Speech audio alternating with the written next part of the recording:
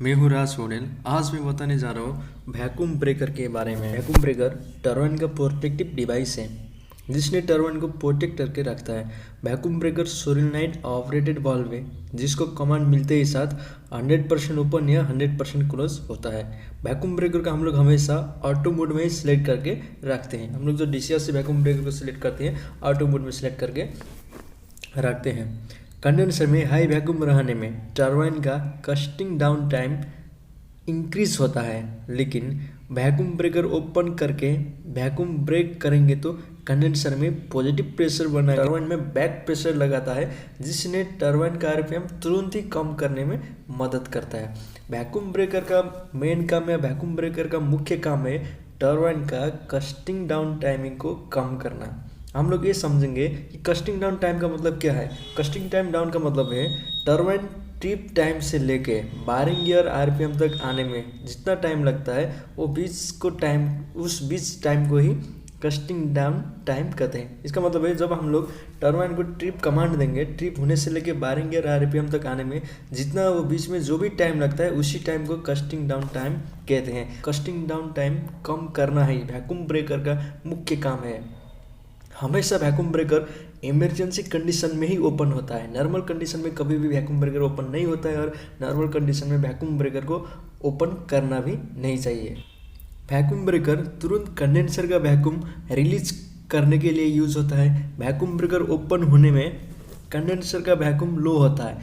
Turbine speed को जितनी जल्दी हो सके 0 RPM या बारिंग गियर RPM ले आने तक वैक्यूम ब्रेकर मदद करता है। वैक्यूम ब्रेकर सामान्यतया क्लोज कंडीशन में ही रहता है। वैक्यूम ब्रेकर टरबाइन ट्रिप होके बारिंग गियर आने के बाद या बारिंग गियर RPM में आने के बाद में ही वैक्यूम ब्रेकर ऑपरेट होता है जो नॉर्मल कंडीशन में। टरबाइन हाई स्पीड में वैक्यूम ब्रेकर या टरबाइन हाई RPM में वैक्यूम ब्रेकर ओपन करेंगे तो टरबाइन में थर्मली तनाव बढ़ जाता है, क्योंकि वैक्यूम ब्रेकर ओपन होने से एटमॉस्फेरिक कोल्ड एयर टरबाइन के अंदर या कंडेंसर के अंदर प्रवेश करता है जिससे हाई टेम्परेचर स्टीम के साथ डायरेक्ट कांटेक्ट करके टरबाइन में वाइब्रेशन हो सकता है। बाहर का कोल्ड एयर कंडेंसर का थ्रू टरबाइन रोटर तक पहुंचता है जो टरबाइन रोटर हीट रहता है। जहां हम लोग हाई टेम्परेचर स्टीम देते हैं 400 से 500 डिग्री का, लेकिन जो वैक्यूम ब्रेकर बाहर का एयर सक करके टरबाइन के अंदर तक पहुंचता है जो एयर का टेम्परेचर 40 से 50 के बीच में रहता है। जब कोल्ड एयर हॉट एयर के साथ में कंटैक्ट आता है तो वहाँ असमान ताप का विस्तार होता है जिससे टरबाइन में वाइब्रेशन भी आ सकता है। वाइब्रेशन आके रोटर डैमेज भी हो सकता है। इसीलिए वैक्यूम ब्रेकर इमरजेंसी कंडीशन में ही ओपन होता है। टरबाइन RPM तुरंत डाउन करने के लिए हम लोग वैक्यूम ब्रेकर को ओपन करवाते हैं। टरबाइन ऑपरेशन के टाइम में व टरबाइन रनिंग के टाइम में ऐसा कोई भी प्रॉब्लम आ गया जिससे टरबाइन को तुरंत ट्रिप करके बारिंग गियर RPM तक लेके आना है, उस कंडीशन में हम लोग वैक्यूम ब्रेकर को ओपन करते हैं या वैक्यूम ब्रेकर ऑटोमेटिकली ओपन होता है।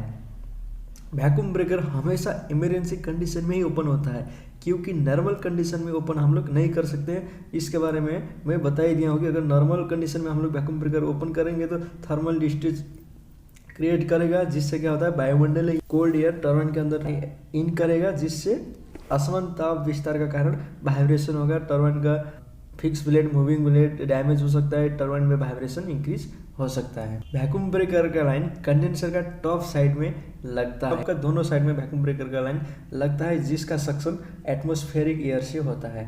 एटमॉस्फेरिक एयर कंडेंसर तक पहुंचा के कंडेंसर का वैक्यूम लो करना या कंडेंसर का वैक्यूम ब्रेक करना वैक्यूम ब्रेकर का काम है।